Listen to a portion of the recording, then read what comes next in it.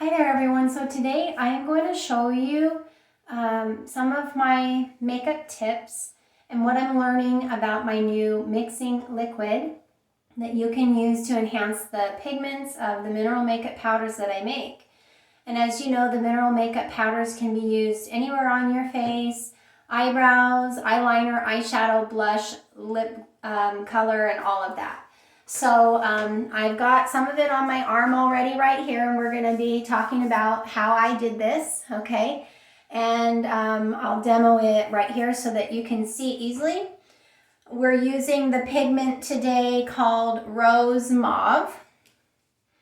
This is a nice, warm, kind of a hot pink, but not too dark. I've got some other pinks that are much brighter actually.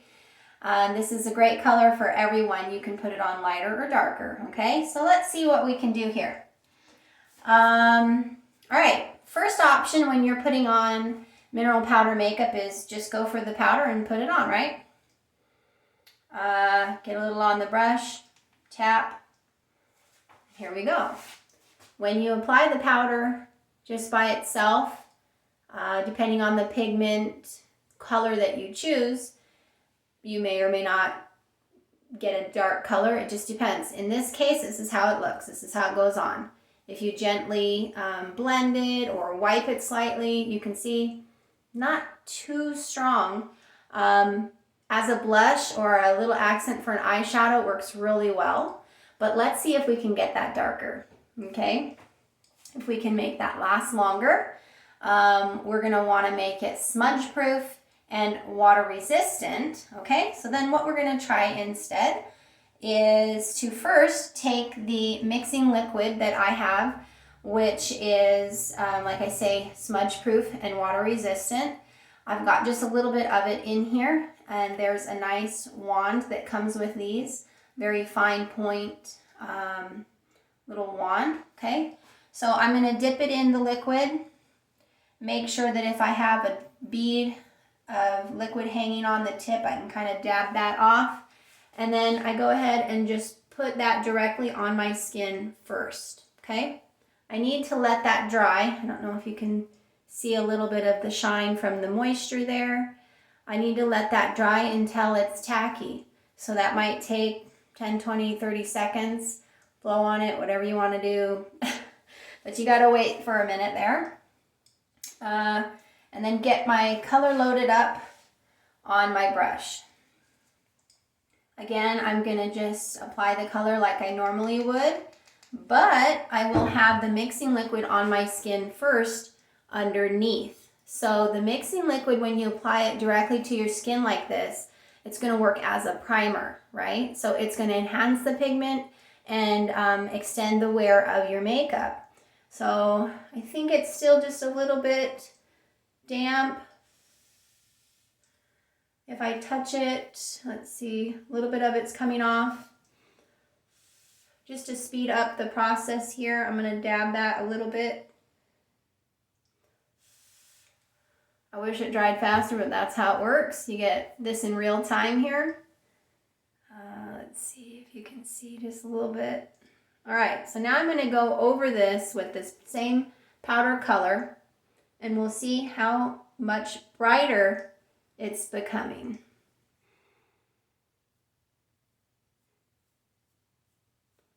The more I put on, the brighter it gets, and the more concentrated I can make this. I can choose to leave it just like that, or I can add more to make it a little bit darker.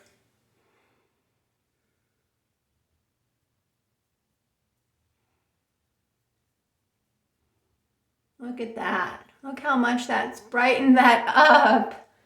Isn't that neat? And then this isn't going anywhere. This is not budging.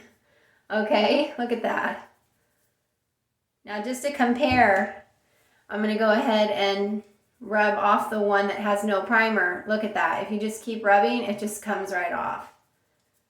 So pretty awesome, right guys? So that's with a base of mixing liquid as a primer before applying the powder, okay? Now, there's another way that I want to show you how to do this. And that is by mixing the liquid with the powder on a separate container. So usually what I do is I just kind of take the lid off of my powder and I use this lid as a surface to mix. Okay, so let me show you that. I've got the mixing liquid wand ready to go with just a little tiny bit of the product on here, the mixing liquid.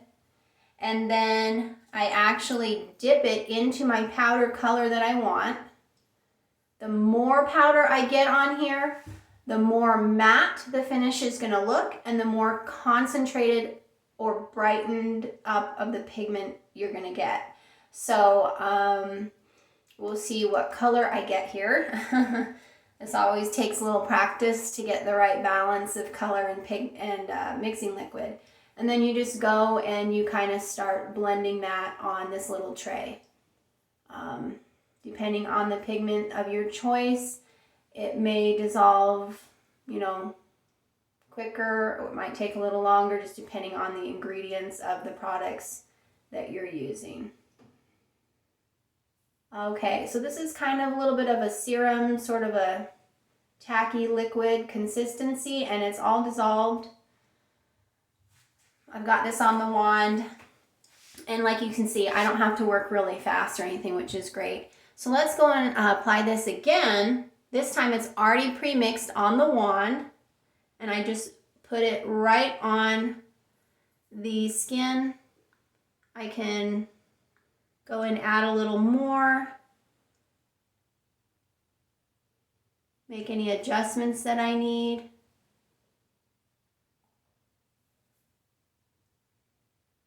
There we go. Try not to touch it while it's still wet, while it's drying, or you will remove some of that pigment. So again, you have to wait for it to dry. If I got enough powder in there mixed with that liquid, it's gonna give us a matte finish. If I didn't quite get enough powder, I can go back over with my powder just gently at the end to get a matte finish and to make sure there's not any tack or anything left like that. And this is gonna wear on here really well. But again, look at how much brighter even the pigment got because we mixed that with an even higher concentration of powder. So you can have some variety here. You can make some choices about what you prefer with your makeup, what color choices you really like, whether or not you want the concentrated or you like the happy medium here. So you've got options, okay guys? Now, let's see, this is just about dry. Okay. Yeah, if I had mixed less pigment into this one, I could have gotten this medium shade and it would also, you know, last a really long time. So it's just up to you. If you get a mixture of the mixing liquid and powder where there's like a lot of mixing liquids compared to powder, then it might be a little bit tacky. And then at the very end of your makeup routine, you just go and put your setting powder and then it finishes getting that matte look for you. Okay, so this is dry now. And as you can see, this isn't going anywhere. This is so fun, you guys. I'll tell you about the ingredients I use to make this work here in just a minute. And I'm also going to show you how to remove this.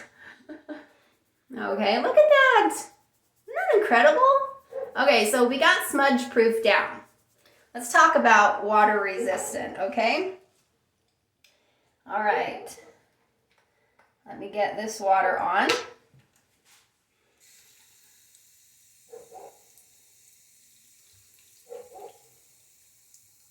Oh, sorry. Get a good view there. This water is just running right off. All right. Let's rub that water in and see what happens. We've got very little color being removed. With a lot of rubbing, we're gonna maybe take off just a tiny bit of it. But look at, compared to the original with just powder, the other one is completely gone. And then these other two are lasting really well, both of them. Water resistant. Look at how much I can rub and it's still there. Okay, now it's not going to completely come off with water in most cases. That might depend on your skin type or how much oil your skin produces and things like that. What I found is that soap, you kind of have to work really hard to get it off with soap. Again, that's going to depend on the pigments, their ingredients and everything. Some pigments with oxides are going to hang on a little bit stronger. But what's the best way to get this off? First, what you want to do is you start with an oil. You can use an oil cleanse for your face. You can just get an oil-based eye makeup remover type of a product, or you can use my oil blends that I sell. In this case, I'm using the Mandarin Mango Oil Blend right now that I sell, and I'm just going to put 1 drop here so I can show you that. And go ahead and rub that in and just gently work at that. Now I've been doing this over and over again the last few days and it's been working really well. I always feel like when it comes to the eye area particularly too, that I would love to not have to rub. And that's where you may feel that you would prefer a regular version of the mixing liquid or not bother with the mixing liquids of any kind because you don't want to have to rub to take that makeup off. But as you can see, we've got most of that off now. It wasn't too bad, okay? And to get the rest off or the oil residue off, if you don't like to leave the oil on your skin at night or whatever, then you're going to go in with my Herbal Moisture Mist. So this will refine and tone the skin after applying the oil, okay? I'm just spraying this on my finger right now. And then we're going to take the rest of that off.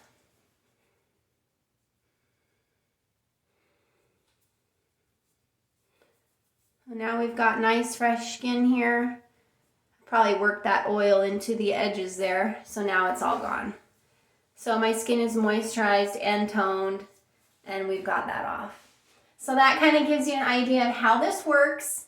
If it's too many steps for you, if you'd rather have your products pre-mixed, if you don't want to have to do the rubbing to remove it or to use oils and things like that on your face, then there are other options. But what I'd love to hear is what you think about this, how it compares to maybe some other products that are similar to my brand. If you've tried these, how they're working for you, and any questions you have. If you want me to show you again any of these steps, or if you want me to show you any particular colors, I would love to do that for you. Just get those comments and questions coming and hit a like and subscribe. So talk to you guys later. Bye.